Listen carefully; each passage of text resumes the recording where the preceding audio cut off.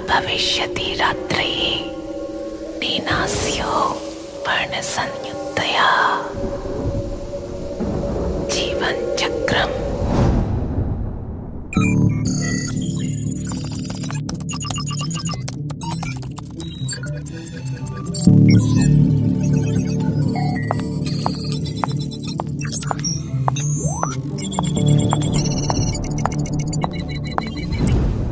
Are you sure? तुम्हारी आखिरी team जो इस फील्ड में सर्वे के लिए गई थी, उनके 5 लोग इसी एरिया से गायब हुए थे।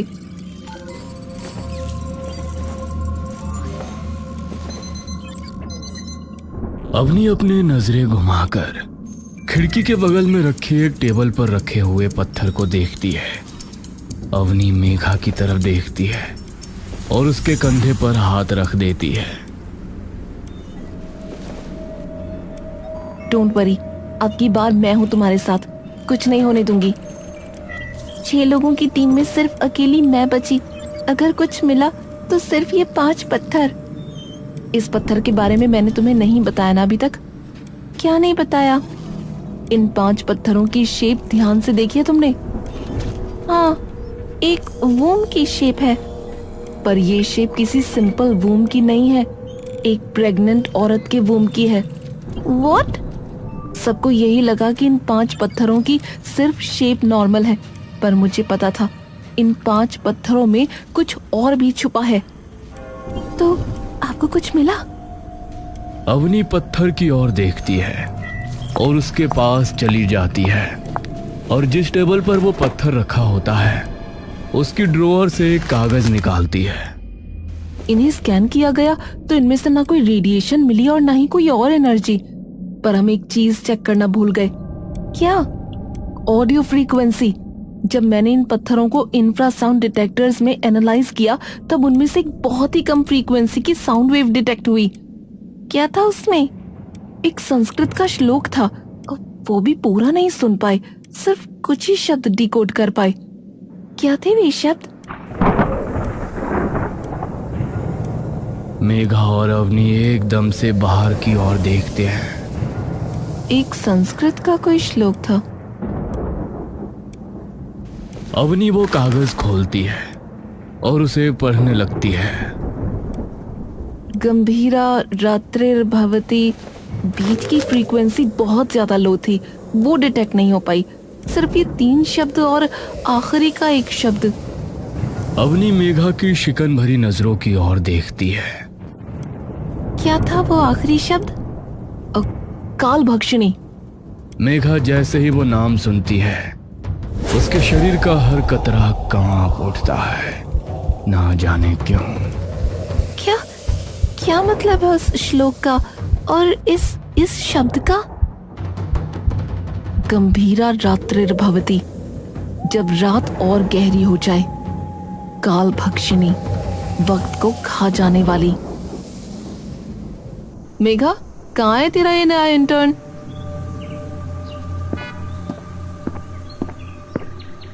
आ गया मैम, आ गया। इंटर्न तुम हो, हम नहीं, जो तुम्हारा वेट करेंगे। You should be on time. I am so sorry ma'am, वो मैं मंदिर में माथा टेकने के लिए रुक गया था। अवनी एकदम से राहुल की ओर देखती है। तुम भगवान को मानते हो? बस मानता नहीं हूँ, शिव शंभू का भक्त और माता रानी का बेटा हूँ मैम। अरे ये क्या लिया यार मेघा, माना तेरा बॉयफ्रेंड है, बट कम ऑन। सिर्फ बॉयफ्रेंड है इसलिए नहीं लाई मैम, इसकी ऑब्जर्वेशन स्किल्स बहुत बढ़िया है। पैटर्न्स और अलग चीजों को पहचानना इसके खून में है। इसके पापा बड़े फेमस प्राइवेट डिटेक्टिव थे। अच्छा ठीक है, फिर इससे कहियो कि मुझसे कम ही बात किया करे, फालतू में ऑफेंड हो जाएगा वरना। अरे नहीं, जब काम की बात आती है तो वहाँ ये एकदम सीरियस रहता है। मुझे भी मैम बुला रहा है, आपने देखा ना? हाँ ठीक है। तीनों टैक्सी में बैठकर गूढ़ वन की ओर निकल लेते हैं।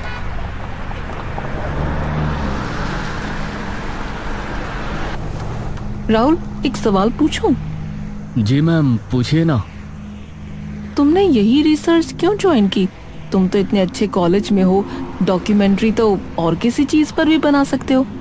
बना तो सकता हूँ, पर मेरे लिए ये ज़्यादा इंटरेस्टिंग है क्योंकि इसमें कुछ नया है। क्या पता कोई नई कहानी मिल जाए, क्या पता कोई नई महागाथा मिल जाए, क्या पता कोई नया भगवान मिल जाए। अवनी कुछ देर राहुल को मुस्कुराकर एक अजीब सी नजरों से देखती रहती है। जुनून है अभी नई चीजों का, कुछ अलग करने का है ना। उम्मीद करती हूँ तुम्हारे मन में हमेशा यही जुनून बना रहे, क्योंकि उम्र का तकाजा ऐसा है कि एक वक्त पर सिर्फ पुरानी बातें याद रहती हैं। राहुल चुपचाप अवनी को देखता रहता है। गाड़ी जंगल के बीचों बीच एक सुनसान सड़क पर आकर रुकती है। तीनों गाड़ी से उतरते हैं। अवनी अपनी जेब से निकालकर कुछ पैसे ड्राइवर को दे देती है। शुक्रिया भैया।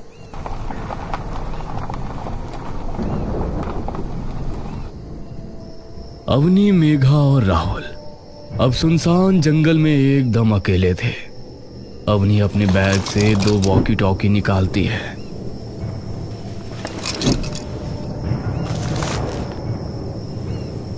इन्हें अपने पास ही रखना और ज्यादा दूर मत निकल जाना, स्पेशली राहुल। तुमने ये कभी किया नहीं है, इसलिए बता रही हूँ।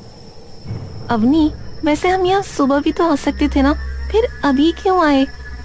और एक बात मैम, और जो मुझे पूछनी थी, आमतौर पर ऐसे रिसर्च में टीम बहुत बड़ी होती है, लेकिन हमारी टीम में सिर्फ 3 लोग हैं, क्यों?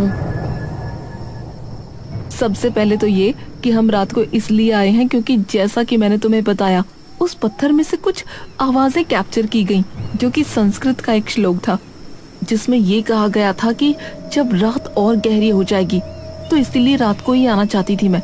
शायद कुछ ऐसा दिख जाए जो हमें दिन में ना दिखे। और तुम्हारे सवाल का जवाब, ये कोई ऑफिशियल रिसर्च नहीं है। जब लास्ट टीम के 5 मेंबर्स नहीं मिले तो इस रिसर्च को बंद कर दिया गया था। सिर्फ मैं और मेघा ही थे जिन्होंने बाद में ये रिसर्च जारी रखी थी, तो इसीलिए।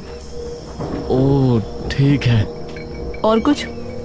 राहुल और मेघा दोनों नाम में गर्दन हिला देते हैं। Alright then. बोलिए शिव शंकर भगवान की। अवनी और मेघा एकदम से अपने होठों पर उंगली रखती हैं। जागरण में नहीं आए तुम। मैम, किसी भी शुभ काम से पहले भगवान को याद कर लेना चाहिए। इससे पहले जो टीम आई थी ना, वो पूजा पाठ ही करके आई थी। राहुल कुछ नहीं बोलता। तीनों आसपास ही रहना, ज्यादा दूर मत जाना। कोई भी ऐसी चीज जो लगे कि अलग है, contain it and capture it. Rahul अपने बैग से अपना हैंडी कैम निकालता है और उसे ऑन कर लेता है। तीनों जंगल के अंदर निकल जाते हैं। जंगल बहुत ही घना और सुनसान होता है। तीनों धीरे धीरे जंगल की दूरतम गहराई में जाने लगते हैं, जहां बिच्छुआ, हिगोट और कई झाड़ियां घनी होती जा रही थी। रुको, क्या हुआ? यही है ना वो जगह? अपनी अपने पीठ पर टंगे बैग में से एक नक्शा निकालती है और खोल कर देखती है, जिस पर गूढ़ वन लिखा होता है। ठीक कहा।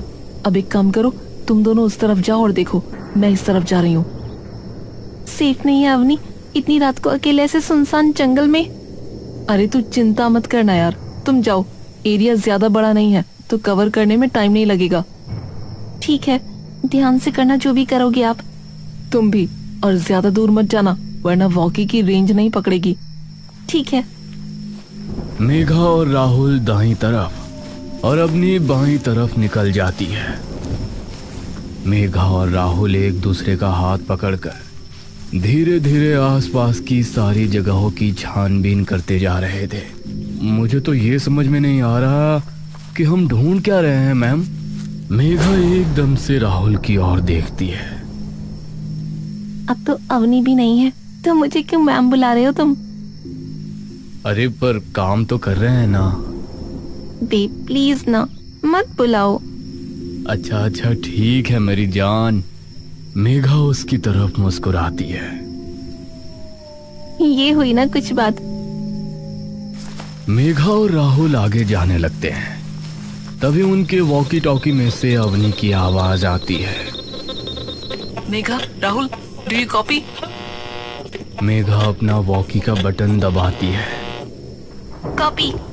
कुछ दिखा? Not yet. Alright, over. तभी मेघा को सामने से दो सफेद परछाइयां एकदम से तेजी से गुजरती हुई दिखती हैं। मेघा गहरी सांस लेकर पीछे हट जाती है। कर्पूर गौरम करुणावतारम संसार सारम भुजगेंद्र हारम। राहुल वो आवाज सुन इस कदर मंत्रमुग्ध हो जाता है कि कब उसका हाथ मेघा के हाथ से छूट जाता है, इस बात का उसे खुद अंदाजा ही नहीं लग पाता।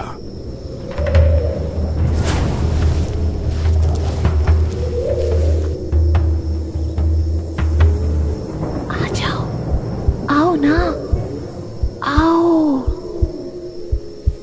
मेघा का दिमाग डर से इतना सुन्न पड़ चुका होता है कि उसे इसकी भनक नहीं पड़ती कि राहुल उसका हाथ छोड़ कहीं और जा चुका है। मेघा वॉकी को अपने कानों के पास लाती है और उस आवाज को ध्यान से सुनने की कोशिश करती है। बेटी, आ जाओ ना, आओ। यहाँ तुम्हें कुछ नहीं होगा। आ जाओ मेरे पास। मेघा की आंखें डर के मारे चौड़ी खुल चुकी होती हैं, लेकिन ना चाहते हुए भी उसके पैर उन परछाइयों की ओर बढ़ने लगते हैं। धीरे धीरे मेघा अपनी पलकें उठाकर देखती है कि उसके सामने एक बड़ा सा पीपल का पेड़ है। मेघा धीरे धीरे झाड़ियों को हटाते हुए आगे पहुंचती है, लेकिन जैसे ही वो पेड़ के पास पहुंचती है,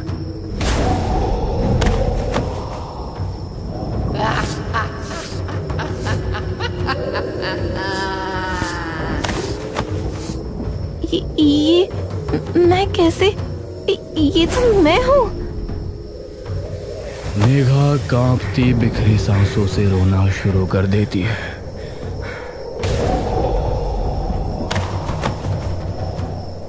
आजा छोरी, तेरे भी बाल आवारूं।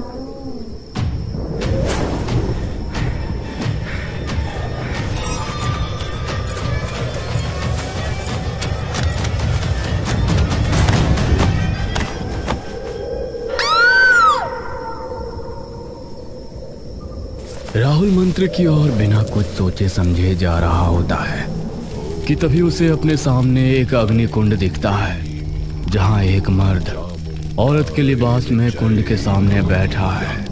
तभी वो पुजारी राहुल की ओर एकदम से बड़ी बड़ी क्रोध में जलती हुई आंखों से देखता है।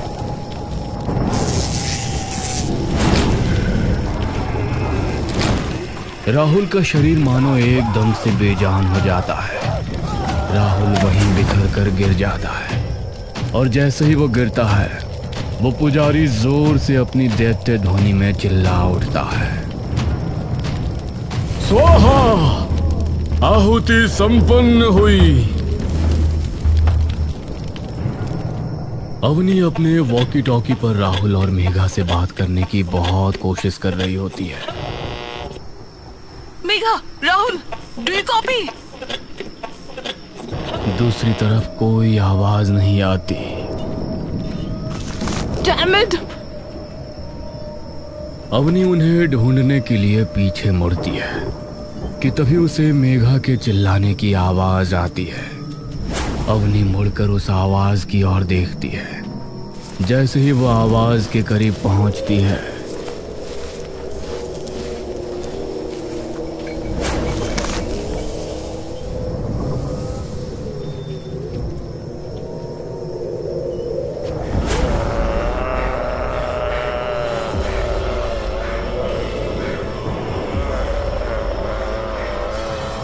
अवनी की आंखों का डर एकदम से विकराल क्रोध में बदल जाता है। अवनी बिना कुछ सोचे समझे सीधे मेघा की ओर दौड़ पड़ती है। कमीने, छोड़ उसे, छोड़! लेकिन तभी वो एक अंधेरे भरे गड्ढे में गिर पड़ती है।